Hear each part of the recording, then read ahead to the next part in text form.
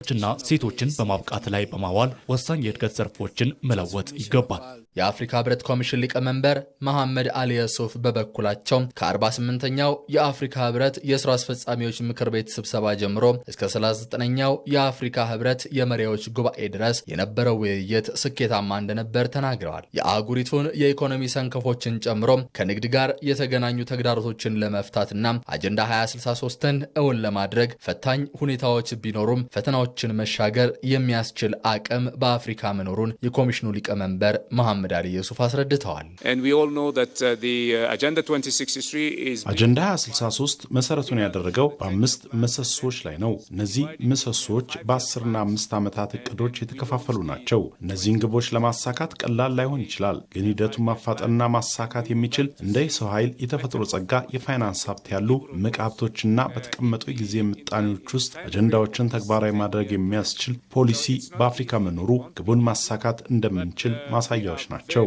በዓለም አቀፍ መድረክ የአፍሪካን ተሰሚነት ለማሳደግ በቡድን 20 አባል ሀገራትና በተባበሩት መንግስታት የጸጥታው ምክር ቤት ውክልና ለማግኘት በህብረት ለመስራት የአህጉሪቱ መሪዎች ቁርጠኛ መሆናቸውንም አስረድተዋል። ከዚህም ባሻገር አህጉሪቱ የጥይት ድምፅ የማይሰማባት ለማድረግ በመተባበር እንደሚሰራም ጠቁመዋል። heads of state will have zero tolerance for unconstitutional or unconstitutional change of governments. የአባል ሀገራት መሪዎች ህገ መንግስታዊ የሆኑ የመንግስት ግልበጣዎችን በፍጹም እንደማይቀበሉ አረጋግጠዋል። ከዚህ በተጨማሪ መሳሪያ ድምፅ የማይሰማባት እንድትሆን ቁርጠኝነታቸውን አሳይተዋል። የምንፈልገውን እድገትና ብልጽግና ለማምጣት የግድ ያፈሙዝ እንቅስቃሴዎችን ማስቆም ይገባናል። ለዚህ የሚያግዝ ፕሮግራም በህብረቱ ኮሚሽን ተቀርጾ ወደ ተግባር ተገብቷል። አፍሪካ ደጋግመው ከሚደቁሷት ችግሮቿ ተላቃም የመጪው ዓለም የብልጽግና ምልክት ትሆን ዘንድ ውጤታማና የአህጉሪቱን ዜጎች ተጠቃሚነትን መሰረት ያደረገ የጋራ ትብብርን ለማጠናከር ሀገራት ከመቼውም በበለጠ ቁርጠኛ መሆናቸው በመግለጫው ተመላክቷል። የዘንድሮው የአፍሪካ ህብረት ጉባኤ ትኩረት የሆነው ዘላቂ ውሃ አቅርቦትና የሀብት አጠቃቀም አጀንዳ የኢትዮጵያን የባህር በር ፍላጎት አግባብነት ይበልጥ ጎልቶ እንዲታይ አድርጎታል። የአገሪቱ የባህር በር ጥያቄ ከግል ጥቅም ባለፈ ለአፍሪካ ቀንድ አዳዲስ የንግድ ኮሪዶሮችና የጋራ ብልጽግናን የሚፈጥር ነው ተብሏል። በአዲስ አበባ እየተካሄደ የሚገኘው 39ኛው የአፍሪካ ህብረት የመሪዎች ጉባኤ አህጉሪቱ ያሏትን የተፈጥሮ ጸጋዎች ለጋራ እድገትና ለዘላቂ ብልጽግና ማዋል በሚቻልባቸው ስልታዊ መንገዶች ላይ ትኩረቱን ያደርጋል። ኢትዮጵያ ያላትን ሰፊ የውሃ ሀብት በመጠቀም የምታመነጨውን የታዳሽ ኃይል ለጎረቤት ሀገራት በማቅረብ በተግባር የተፈተነ የጋራ ተጠቃሚነት ተምሳሌት ሀገር ናት። ይህ የኤሌክትሪክ ኃይል ትስስር የቀጠናውን ኢኮኖሚ ከማነቃቃት ባለፈ ለባህር በር ጥያቄዋ የምታቀርበው መሞገቻም በዚሁ የጋራ ተጠቃሚነት መሪ ላይ የተመሰረተ መሆኑን ማሳያ ተደርጎ ይወሰዳል። የዘንድሮ የአፍሪካ ህብረት አጀንዳ ዘላቂ የውሃ አቅርቦትና ደህንነቱ የተጠበቀ የንጽህና አጠባበቅ ስርዓቶችን ማረጋገጥን መርህ አድርጎ መካሄዱ የኢትዮጵያን የባህር በር ጥያቄ አግባብነትም ይበልጥ ጎልቶ እንዲታይ አድርጎታል። የባህር በር ማግኘት ለኢትዮጵያ የህልውና ጉዳይ ብቻ ሳይሆን ለቀጠናው ሀገራትም አዳዲስ የንግድ ኮሪደሮችንና የኢኮኖሚ ቀጠናዎችን ለመፍጠር ትልቅ እድል የሚፈጥር ነው። ስብሰባ ወይም ያንድነቱ ስብሰባ ተሳታፊዎች ማወቅ ያለባቸው ኢትዮጵያ የጀመረቻቸው ፕሮጀክቶች የኢትዮጵያ ብቻ ሳይሆኑ የአፍሪካውያን ናቸው። የአፍሪካውያን ናቸው ስንል ከብዙ አንግል ነው የምናየው። አንደኛ ለኩራታቸው መነሻ ነው። ሁለተኛ እነዚህ ሀገራት ኢትዮጵያን እንደ ናሙና እንደ ሞዴል በመጠቀም ሀገራቸው ላይ ያሉ ሀብቶችን ራሳቸው በራሳቸው ያለ ውጭ ጣልቃ ገብነት መተግበር እንደሚችሉ የሚያሳዩ ፕሮጀክቶች ናቸው። ከነዛ መካከል የአባይ ግድብን አይተናል። ትናንት ከትናንት ወደ ውሸት ፕሮፓጋንዳ በግብፃውያንና በተለያዩ የመንግስት ደጋፊዎች ማለት ነው ፕሮፓጋንዳ ሲነዛ ነበረ። ኢትዮጵያ ግን ያን ሁሉ ጆሮ ዳባ ልበስ ብላ በመስራቷ ዛሬ ይኸው አባይን ገድበን ለዓለም መነጋገሪያና የራሳችን ብቻ ሳይሆን የአፍሪካውያንና የንጹህ የዓለም ህዝቦች ኩራት ሆነናል። እንግዲህ የአባይ ጉዳይም የአፍሪካ ጉዳይ ነው። የቀይ ባህር ጉዳይም የአፍሪካ ጉዳይ ነው።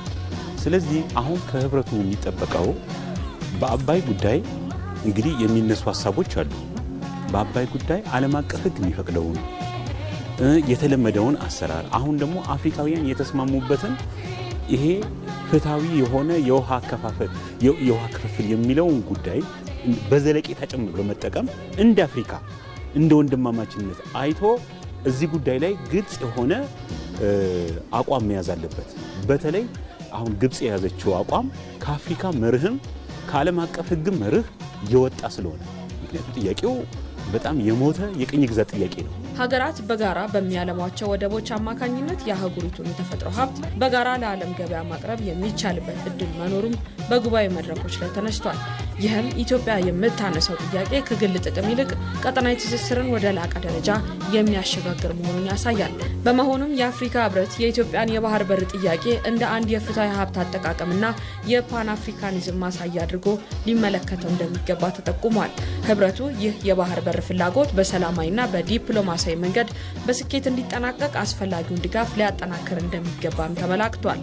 ዛሬ ኢትዮጵያ አንገቷን አንቆ ቀይ ባህር የያዛት የቀይ ባህር ማጣት የያዛት ችግር ለአፍሪካውያን ችግር መሆኑንና ይሄንን ባህር በር ማግኘቷ ደግሞ ለአፍሪካውያን ድል መሆኑን ማወቅ አለባቸውና ይሄንን አጀንዳ ማድረግ ብቻ አይደለም። እኔ በነገራችን ላይ አፍሪካውያን ወይም ዛሬ የህብረቱ ተሳታፊዎች ማድረግ አለባቸው ብዬ የማስበው እነዚህን የኢትዮጵያ አጀንዳዎች ከመደገፍን ባሻገር ፖሊሲ ሊነድፍላቸው ይገባል ብዬ አስባለሁ። የባህር በር የማግኘት ጉዳይ ደግሞ የሉዓላዊነት ጉዳይ ስለሆነ የህዝብ ጉዳይ ስለሆነ እኔ ይሄ ሳገኝ ሌላው መብቱ እንኳን ባይሆን ሰጥቶ በመቀበል መርህ በሰላማዊ መንገድ ነው ጊቭ ኤንድ ቴክ ነው መጠቀም ያለችው። ከዚህ አንጻር ኢትዮጵያ ማድረግ የምትችለው ብዙ በርካታ ፖሲቢሊቲዎችን በዓለምም በአፍሪካም የተሞከሩትን አቅርባለች አይደለ እንዴ? ይሄ ስዋምፕ ይባላል። መሬት ሰጥቶ የባህር በር ማግኘት ይቻላል። ፋይናንሻል ኢንስቲትዩሽን ውስጥ ገብቶ ሼር ማግኘት ይቻላል። የአየር መንገድ ላይ ገብቶ ሼር ማድረግ ይቻላል። በአጠቃላይ የአፍሪካ ህብረት ጉባኤ ኢትዮጵያ ለዘመናት ስታነሳ የቆየችው የባህር በር ባለቤትነት ጥያቄ የግል ፍላጎት ብቻ ሳይሆን ለአፍሪካ ቀንድ ብሎም ለመላ አህጉሪቱ የኢኮኖሚ ትስስር ወሳኝ መሆኑን የሚገነዘቡበት ነው። ኢትዮጵያ በውሃና በኤሌክትሪክ ኃይል ዘርፍ ያሳየችው የጋራ ተጠቃሚነት ተሞክሮ በባህር በር ረገድም ተግባራዊ ቢሆን ቀጠናውን የንግድና የኢንቨስትመንት ማዕከል እንዲሆን የሚያስችል ነው። አፍሪካ በአህጉራዊ ነፃ ንግድ ቀጠና አማካኝነት አንድ የኢኮኖሚ ማህበረሰብ ለመፍጠር እየሰራች ትገኛለች። ይህንን ግዙፍ የንግድ እንቅስቃሴ በብቃት ለመምራት የሚያስችል የሰለጠነ የሰው ኃይል ማፍራት ደግሞ የአህጉሪቱ ትልቅ የቤት ስራ ነው። አፍሪካ የዘመናት የኢኮኖሚ ጥገኝነቷን ታሪክ ለማድረግና በአህጉሪቱ ሀገራት መካከል ያለውን የንግድ ልውውጥ ለማሳለጥ የዓለማችን ግዙፉን የጋራ ገበያ በአፍሪካ አህጉራዊ ነፃ ንግድ ቀጠና እውን አድርጋለች። ከ1.4 ቢሊዮን በላይ ሕዝብን የሚያስተሳስረው ይህ የንግድ ቀጠና የሸቀጦች ዝውውርን ብቻ ሳይሆን የሰለጠነ የሰው ኃይል በነፃነት እንዲንቀሳቀስም ይጠይቃል። ኢትዮጵያም ይህ ነፃ የንግድ ቀጠና ይዞት የሚመጣውን እድል ለመጠቀም የብሔራዊ ነፃ ንግድ ቀጠና ትግበራ ስትራቴጂ በመንደፍ ወደ ስራ ገብታለች። ይሁን እንጂ እንደ አህጉር ይህንን ግዙፍ ገበያ የሚመራ በንግድ ህግ፣ በሎጂስቲክስ እና በፋይናንስ የሰለጠነ የሰው ኃይል የማፍራቱ ጉዳይ አሁንም በጥልቀት ሊታሰብበት የሚገባው ጉዳይ ነው። በአሁኑ ወቅት በአፍሪካ ዩኒቨርሲቲዎች የሚያመርቱት የሰው ኃይል እና የአፍሪካ ነፃ አህጉራዊ ቀጠናው የሚጠይቀው ክህሎት መካከል ክፍተት ያለ ይመስለኛል። በእኔ በኩል አንዳንድ ጥናቶች እንደተመለከትኩት ለምሳሌ ነፃ የንግድ ቀጠናው ቀልጣፋ የሎጂስቲክ ባለሙያዎችን ይፈልጋል። ይሁን እንጂ በኢትዮጵያም ሆነ በሌሎች የአፍሪካ ሀገራት ይህ ትምህርት በብዛት የሚሰጠው በንድፈ ሀሳብ ደረጃ እንጂ በተግባር ብዙም የተደገፈ አይደለም። ይህ ስምምነት የተወሳሰቡ የንግድ ህጎችን እና የግጭት አፈታት ዘዴዎችን መከተል ያስፈልጓል። ምክንያቱም አሁን እያሰብን ያለነው 55 ሀገራቶችን ለማስተሳሰር የተሞከረ ስለሆነ በእነዚህ 55 ሀገራቶች መካከል ያለውን የንግድ ሁኔታዎችን በደንብ የተገነዘበና እነዛ ንግድ ሁኔታዎች የተማከለ ስራ መስራት የሚችል የህግ ባለሙያዎች ያስፈልጋሉ። ስለዚህ የኢትዮጵያ ዩኒቨርሲቲዎች የህግ ትምህርት ቤቶችን ብንወስዳቸው አህጉራዊ የሆኑ የንግድ ህጎችን እና የኢንቨስትመንት ህጎች ላይ በቂ የሆነ ትኩረት ሰጥተው መስራት ያለባቸው ይመስላል። ኢትዮጵያ የድሬዳዋ ነፃ ንግድ ቀጠና በሙሉ አቅሙ ወደ ትግበራ እንዲገባ ከማድረግ አልፋ ከአጎራባች ሀገራት ጋር በንግድ የሚያስተሳስሩ የመንገድና የባቡሩ መሰረተ ልማቶችንም ገንብታ አብሮ ማደግን እንዲወልዱ እየተጋች ነው። ይህ እውን የሚሆነው ግን ለተገባው የንግድ ስምምነት ውጤታማነት የክፍያ ስርዓቶችና የፋይናንስ ቴክኖሎጂዎች ሲዘምኑ ነው። ምናልባት ወደ 2.3 ትሪሊየን ዩኤስዲ ጂዲፒ ያላቸው ሀገራቶች ላይ የማቅረብ እድል ነው የፈጠረ ያለው ማለት ነው። ይህን ስናስበው የዲጂታል ክፍያ ስርዓቶችን እንደው ከአህጉራዊ የክፍያ ስርዓት ጋር ማስተሳሰር ምናልባት የፓን አፍሪካን ፔመንት እና ሴትልመንት ሲስተም በአፍሪካ ህብረት ተይዞ የተገበረ ያለና ምናልባት ከኬንያ ለገዛነው ዕቃ በኢትዮጵያ ብር የምንከፍልበትን እነሱ ደግሞ ከኛ ለገዙትን በኬንያ ሽሊንግ የሚከፍሉበት ሁኔታ የሚያመቻች ስርዓት የተዘረጋ ነው ያለው ማለት ነው። የክፍያ ስርዓት ማለት ነው። እሱ ላይ ሰፖርት የሚያደርጉ አሁንም የዲጂታል የሆኑ ክፍያ ስርዓቶችን ማዘመን ይፈልጋል። የተጀመሩ የመሰረተ ልማት ትስስሮች በባለሙያ ካልታገዙ ውጤታቸው አስጋሚ ነው። ለዚህ ደግሞ የትምህርት ተቋማት ሚና ቁልፍ ነው። በተለይም በቴክኒክና ሙያ ዘርፍ የሚሰለጥኑ ወጣቶች ለሀገር ውስጥ ኢንዱስትሪ ብቻ ሳይሆን ለአህጉራዊ ገበያ ተወዳዳሪ ሆነው መውጣት ይኖርባቸዋል። እነዚህ የምናደርጋቸው በአገራችን ደረጃ የምንሰራቸው የክህሎት ልማት ስራዎች ሄደው ወደ ቀጠናው ደረጃ ወዳለን ትስስር ያድጋሉ።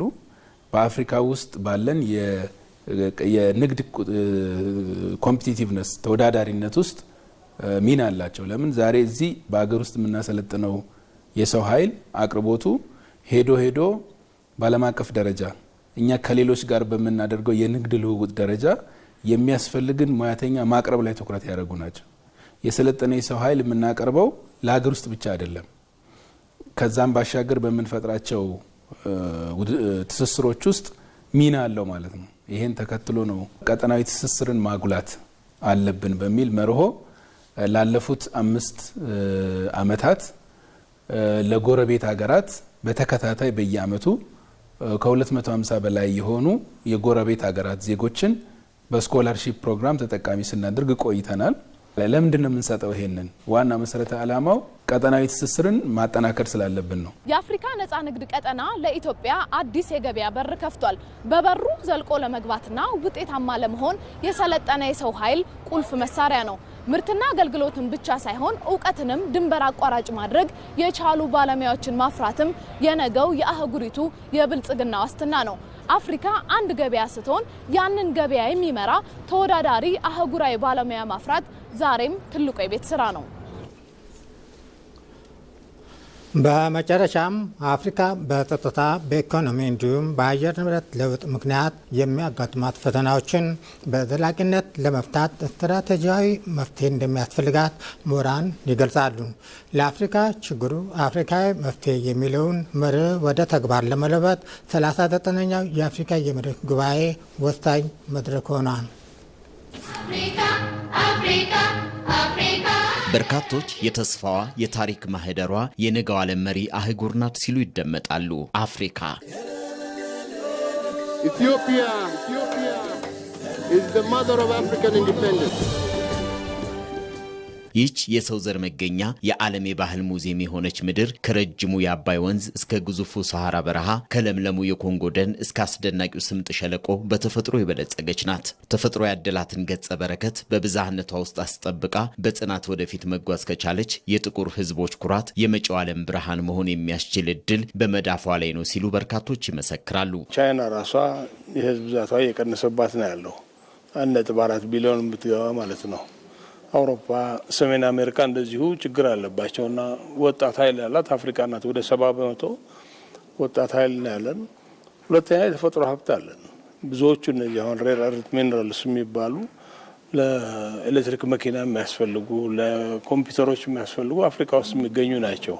ከ200 በላይ ቋንቋዎች የሚነገርባት የባህል ሙዚየም ባልታረሰው 60% በሚልቀው መሬቷ ዓለምን የመመገብ አቅም ያላት አፍሪካ የድህነት ጨርቋን መቅደድ፣ ብልጽግናዋን ማረጋገጥ ስለምን ተሳናት ለሚለው ዘመናትን ለተሻገረ ጥያቄ መልስ የምታገኝበት ወሳኝ የለውጥ ምዕራፍ ላይ ትገኛለች። ከጸጥታ መታወክ እስከ ኢኮኖሚ ቀውስ፣ ከአየር ንብረት መዛባት እስከ ማህበራዊ አለመረጋጋት አፍሪካን እየፈተኑ ያሉ ተግዳሮቶች ናቸው። በአህጉሪቱ ሰላምና ጸጥታ አሁንም ዋነኛ ስጋት ነው። በተለይ በሳህል ቀጠና በምስራቅ አፍሪካና በዲሞክራቲክ ሪፐብሊክ ኮንጎ የሚታዩ ግጭቶች ለአህጉሪቱ እድገት ማነቆ ናቸው። እንደ አልሸባብና ቦኮ ሃራም ያሉ ቡድኖች የንጹሃንን ሕይወት እየቀጠፉ መቀጠላቸው አህጉሪቱ ያልተሻገረችው ሌላው ፈተና ነው። በምዕራብ አፍሪካ የታዩ ተከታታይ የስልጣን መናጠቆች ደግሞ የዲሞክራሲ ሂደቷን ወደ ኋላ የሚጎትት እንቅፋት በመሆን በሚሊዮን የሚቆጠሩ አፍሪካውያንን ከቤት ንብረታቸው አፈናቅሎ ከቀይ መንደራቸው በግድ አስኮብልሎ እንዲሰደዱ ምክንያት ሆኗል። አሁን ትልቁ ችግር የሆነው የመልካም አስተዳደር ችግር ነው። ከሱ ጋር ተያይዞ እንግዲህ የሙስና ችግር አለ። ከሱ ጋር ተያይዞ የህገወጥ ገንዘብ ዝውውር አለ። አሁን በቅርቡ የወጣው የግሎባል ፋይናንሻል ኢንቴግሪቲ ሪፖርት በየአመቱ እስከ 100 ቢሊዮን ዶላር ድረስ አፍሪካ ታጣለች ነው። በዚህ በህገወጥ ገንዘብ ዝውውር ወደ 39 ሀገሮች የፖለቲካ ቀውስ ውስጥ ነው ያሉት። ያ ሰላም እስከሌለ ድረስ ማምረት አይቻልም። የውጭ ቀጥተኛ ኢንቨስትመንት ማምጣት አይቻልም። ምንም እንኳን አፍሪካ እንደ ኢትዮጵያ ያሉ ፈጣን የኢኮኖሚ እድገት እያስመዘገቡ ያሉ ሀገራት ቢኖሯትም መዋቅራዊ ችግሮቿ ግን አሁንም ተብትበው እንደያዟት ነው። ብዙ የአፍሪካ ሀገራት ከገቢያቸው ውስጥ ከፍተኛውን ድርሻ ለውጭ ዕዳ ክፍያ እያዋሉ በመሆኑ ለማህበራዊ አገልግሎት የሚያውሉት በጀት ዝቅተኛ ነው። ዓለም አቀፍ ግጭቶች ደግሞ ያስከተሉት የምግብና የነዳጅ ዋጋ መናር ዝቅተኛ ገቢ ያላቸውን ዜጎቿን በእንቅርት ላይ ጆሮ ደግፍ እንዲሆን አድርጎታል። አፍሪካ ለዓለም ሙቀት መጨመር የምታበረክተው አስተዋጽኦ ከ4 በመቶ በታች ቢሆንም የችግሩ ገፈት ቀማሽ ከመሆን ግን አልዳነችም። እንደ ሊቢያና ማላዊ ባሉ ሀገራት የታዩ ድንገተኛ የጎርፍ አደጋዎች ያስከተሉት የሰው ሕይወት መጥፋትና የመሰረተ ልማት ውድመት ችግሩ በአህጉሪቱ ላይ ስር ስለመስደዱ ማሳያ ነው። ድርቅ ደጋግሞ እየጎበኛት በሚሊዮኖች የሚቆጠሩ ዜጎቿን ረሃብ ብርቱ ጅራፉን አሳርፎ የጠወለጉ ፊቶችና የገረጡ የሰው ገጾች ዛሬም መታወቂያዋ እስኪመስል ድረስ ክፉ ታሪኳ ሆኖ ቀጥሏል። ፈተናዎቿ ውስብስብ ቢሆኑም አፍሪካ ግን እጅ አልሰጠችም። ነፃ የንግድ ቀጠና መጀመር፣ የታዳሽ ኃይል ኢንቨስትመንቶች መስፋፋትና የወጣቶች ፈጠራ ከሩቅ የሚታዩ የተስፋ ጭላንጭሎቿ ናቸው። በአየር ንብረት ለውጥና ክላይሜት ቼንጅ እንደ አጀንዳ በትልቅ ደረጃ ይዘዋለች ኢትዮጵያ። በፊትም ቢሆን ኢትዮጵያ በመሪነት የነበረች ናት። ኢትዮጵያ እስካሁን ድረስ ምሰራቸው ያለችው ነገሮች ህጎችን፣ ደንቦችን በማውጣት ዛፎችን በመትከል የወንዝ ሸንተረሮችን በማስተካከል እነዚህን ሁሉ ትልቅ ስራ እየሰራ ነው ያለው። የነገው አፍሪካ የዛሬ ውሳኔያችን ውጤት ነች የሚሉ ድምጾች መሰማት ጀምረዋል። ከውጭ ብድር ይልቅ ታክስን በብቃት መሰብሰብና ህገወጥ የገንዘብ ዝውውርን በማስቆም አፍሪካውያን እርስ በርሳቸው እንዲገበያዩ በማድረግ በውጭ ገበያ ላይ ያለውን ጥገኝነት በመቀነስ ወጣቱን በዲጂታል ኢኮኖሚ በማብቃት የቴክኖሎጂ ጥገኝነትን መስበር የወደፊት መንገዷ መሆኑን እያመላከተች ትገኛለች። ለአፍሪካ ችግሮች አፍሪካዊ መፍትሄ የሚለውን መርህ ወደ ተግባር ለመለወጥ 39ኛው የአፍሪካ መሪዎች ጉባኤ ወሳኝ መድረክ ነው። መሪዎች ለጋራ አቋም በአንድነት እንዲቆሙና የአገሪቱን አጀንዳ 2063 ለማሳካት ቃል የሚገቡበትም ነው። በዘንድሮው ስብሰባ ላይ አሁን ዓለም ቀውስ የገባችበት ዘመን ስለሆነ የማልቲላተራሊዝም የሚባል ዓለም በህግ የሚገዛበት የነበረ ስርዓት እየፈረሰ ስለሆነ በእነዚህ ምክንያቶች አሁን አፍሪካ አዲስ አጀንዳ አለ። ዘንድሮ አጀንዳ የውሃ አጀንዳ ነው። ከዛ ሌላ ደግሞ ከውሃ ጋር የተያያዙ የሰው ልጆች ጤንነት አጀንዳ ነው። ጦርነት ባለበት ልማት የለም በሚል መርህ ጉባኤው ግጭቶችን በውይይት ለመፍታት የሚጫወተው ሚና በአህጉሩ ዘላቂ ሰላምን ለማረጋገጥ መሰረት የሚጥል ነው። የመሪዎቿም ጉባኤ በአህጉራዊ አንድነት ላይ ትኩረት ማድረጉ አዲስ ተስፋን ፈንጥቋል። አፍሪካ የራሷን እድል በራሷ የምትወስንበት፣ በልጆቿ ትጋት ያለ መጽዋት የምትቆምበት ጊዜ አሁን ስለመሆኑ በልጆቿ ጥረትና በመሪዎቿ ጥበብ ትንሣኤዋ እንደሚረጋገጥ አመላካች ነው። ዜናው አበቃ። ከቀሪ ፕሮግራሞቻችን ጋር መልካም ቆይታ።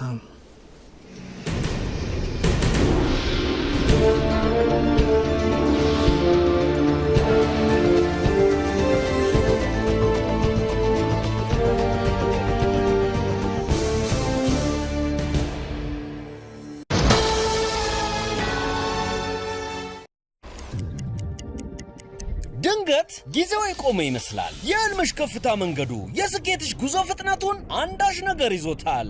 ለያሽው ለጀመርሽው ስራ፣ ለኑሮሽ እጅ አጥሮሻል። ለንግድሽ መስፋፋት ካፒታል አተሻል። አሁን ግን የሴትነት ጽናትሽ፣ አቅምና ልፋትሽ ትክክለኛውን መስመር ይዟል። ይኸው መስመር ዲጂታል ብድር። አዋሽ ባንክ ከተለያዩ ዓለም አቀፍ ድርጅቶች ጋር በመተባበር ከአዲስ አበባ ውጪ በጥቃቅንና አነስተኛ ንግድ ለተሰማሩ ወጣት ሴቶች ልዩ ዕድል ያለምንም ዋስትናና ያለምንም የአገልግሎት ክፍያ ለ6 ወር በሚቆይ የመክፈያ ጊዜ እስከ 40 ሺህ ብር የሚደርስ መነሻ ካፒታል፣ እስከ 3 ዓመት ድረስ ያልተገደበ ተደጋጋሚ ብድር፣ የንግድ ፈቃድና ህጋዊ ሰነዶችን በማቅረብ በዌብሳይት www.ethiomasmer.com ወይም በባንካችን ቅርንጫፎች ይመዝገቡ። ብድሩ ሲፈቀድ በአዋሽ ብር ፕሮ መተግበሪያ በኩል ይውሰዱ። መስመር ዲጂታል ብድር። ለበለጠ መረጃ ወደ 8980 ይደውሉ። አዋሽ ባንክ።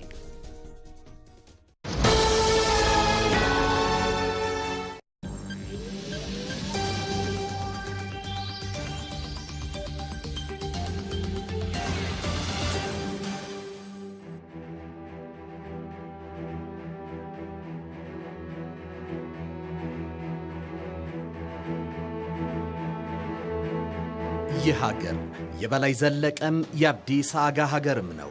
ይህ ሀገር ያሉላ አባነጋና የደጃዝማች ባልቻ ሳፎ ሀገር ነው። እኚህ ስሞች ለሀገር በክፉ ቀን ጥላና መከታ የመሆንም ማኞች ናቸው። እኚህ ስሞች በፋሺስት ጣሊያን የቅኝ ግዛት ወረራዎች ጠላትን በብቃት የመከቱ በጠላት ሽንገላ ያልተገዙ በሆድ ያልወደቁ ናቸው። የአድዋ አባቶች መንፈስ ለሀገር የመታመን ከሀገር ጋር የመቆም ነው። የአድዋ ድል ጠላትን ከአድዋ ተራሮች የማባረር ብቻ አይደለም። አድዋ መንፈስ አድዋ ባንድነት የመቆም ነው። የአድዋ ድልን በደማቸው የጻፉ ኢትዮጵያን አባቶች እንደ ዛሬው በሀገርም በብሔርም ካባ ውስጥ ተደብቀው ለኢትዮጵያ ሀገረ መንግስት ጠላት የሆኑ ሀገራት ጋር መገረድን ከሞት በላይ ወንጀል አድርገው የሚቆጥሩት እንጂ ከየትኛውም ታሪካዊ ጠላት ጎን የተሰለፉ አይደሉም። ይልቅ ታሪክ ይህን ይለናል። ከአድዋ ጦርነት አስቀድሞ ጀነራል ባራቴሪ ወደ ሮም ሲመለስ አጼ ሚኒሊክን ከነ ሕይወታቸው በቅርጫት ውስጥ አንጠልጥዬ ነው አለ። የጣሊያን ጋዜጦች በሰፋፊ ቅጠሎቻቸው ኢትዮጵያ ለኛ እንደ ምስጥ ኩይሳ ናት፣ ክንዳችን ያፈርሳታል ሲሉ ዛቱ። እርግጥ ለጣሊያን ፖለቲከኞች ለዚህ ብሪት የሚሆን መሰረት በኢትዮጵያ ውስጣዊ ፖለቲካ ውስጥ ተከስቷል። በ1986 በጉዳዩ ላይ የጻፉት ክሪስ ፓራትራ በደቡብ ኢትዮጵያ አንዳንድ አካባቢዎች ከባድ እልቂትን ያመጡ ውጊያዎች ተካሂደው ነበር ይላሉ። ይህ በማዕከሉና በአካባቢዎች ላይ ቅራኔን ፈጥሯል። በሰሜን ራስ መንገሻና ራስ አሉላ ከአጼ ሚኒሊክ ጋር ያላቸው ግንኙነት ለሱኑ ላልቶ በንቃቃቱ ንፋስ ገብቶበታል። ይሁንና አጼ ሚኒሊክ የጦር ጥሪ ሲያደርጉ የሆነው ሌላ ነው። የታሪክ ተመራማሪውን ያስገረመ የወቅቱን የጣሊያን ፖለቲከኞችን የተሳሳተ የጦር ቀመር እንደወጠኑ ያረዳ በኢትዮጵያ ታሪክ ጥናት ስራቸው አንቱ የተባሉት ፕሮፌሰር ዶናልድ ሌቪን እውነቱን የአድዋ ተራሮች የኢትዮጵያን ብዙ ልቦች በአንድ የሚመቱባት ምልክት ሆኗል ሲሉ እንዲጽፉ ያስገደዳቸው ኢትዮጵያን በከበባ ወቅት በጋራ የመቆማቸው እውነት ነው። እርግጥ አድዋ ኢትዮጵያን ሞቱ ሲባሉ በሞት ከፍታ ላይ ቆመው ትንሣኤያቸውን የሚያበስሩ ለመሆናቸው ሕያው ምስክር ነች። አድዋ ኢትዮጵያን ቁርሾና ኩርፊያን ያራቁባት መቅደስ ሆናም ተገልጣለች። የአፄ ዮሐንስ ልጅ ራስ መንገሻ ለአፄ ሚኒሊክ ጣሊያን አንተን እንደወጋበትን የሰጠኝን ጦር መልሼ እርሱን ወጋለሁ ሲሉ ከሚኒሊክ ጎን ተሰልፈዋል። ራስ አሉላ ዶጋሌና ሰዓቲት ላይ የቀጧቸውን የሜዲትራኒያን ማዶ ሰዎች አድዋ ላይ ደግሟቸዋል። ይህ የአባቶች እሴት ከፖለቲካ ቁርሾ ባሻገር ሀገርን የመመልከት እውነት ነው። እንዲህ አይነት እሴት ኢትዮጵያን እንደ ሀገር እንድትቀጥል ያደረገ መሰረት ነው። ነገር ግን የኢትዮጵያን አርበኞች በደም ታሪካቸውን የጻፉ እንዳሉ ሁሉ በሆዳቸው ትውስታቸውን ያበላሹ ቀላል አይደሉም። ከሁለተኛው የፋሺስት ጣሊያን ወረራ አንስቶ ደግሞ ከባዕድ ጋር የሚተባበሩ ባንዶች ቁጥር ቀላል ሆኖ አልተገኘም። በኢትዮጵያ ብሔራዊ ጥቅም ላይ መደራደርን የመረጡ አካላት ከትናንት እስከ ዛሬ ድረስ ኢትዮጵያን ዋጋ ማስከፈላቸውን ቀጥለዋል። በህዳሴ ግድብ ግንባታ ወቅት ከግብፅ እንዲሁም ኢትዮጵያን ሳላፈርስ ውዬ አላድርም ለሚለው ቀለብም ቀለሃም የሚሰፈርላቸው ቀላል አይደሉም። የጥንት የጫካ ባንዳዎች ዛሬ በዲጂታል ባንዳዎች ተተክተዋል። እኛ አካላት በኖራቸው ማጌጥን ይሻሉ። የኢትዮጵያ ህልውናን ለመናድ ጦር ከሚወለውለው ጋር ጦር ይወረውላሉ። ከሀገሪቱ ብሔራዊ ጥቅም በተቃርኖ መቆም መለያቸው ነው። ከዚያድ ባሬም ከሆስኒ ሙባረክ ጋር መሰለፍ ከብዷቸው አያውቅም። ህዳሴ ግድብን የሚያክል ግዙፍ ብሔራዊ ጥቅምን የሚያሰሉት በአስዋን ግድብ ገንቢዎች አይን ነው። የ4 ኪሎ እይታቸው ባዲ ያሉ ሰዎች ሚዛን ነው። ለነዚህ ሰዎች በጠላት ሀገር ጫንቃ የኢትዮጵያን ፖለቲካ እንቆጣጠራለን ብለው ማሰባቸው የሀገራቸውን ብሔራዊ ጥቅም ፈቅደው መስዋዕት ለማድረግም የተነሱ ናቸው። ኢትዮጵያ የቀይ ባህር ባለቤት ትሁን ሀገር ታፈናለች ሲባል ከአፋኝ እጆች ጋር ተባብረው ኢትዮጵያን ለማፈን ተንቀሳቅሰዋል፣ እየተንቀሳቀሱም ናቸው። ጤና ይስጥልኝ። ይህ ኢትዮ መልሕቅ ነው። በዛሬው የመልሕቅ ዝግጅታችን ከሀገር የህልውና ጥያቄ በተቃራኒ ስለቆሙ አካላት ያነሳን ቆይታ እናደርጋለን። አብራችሁን ትቆዩ ዘንድ በአክብሮት ጋበዝን።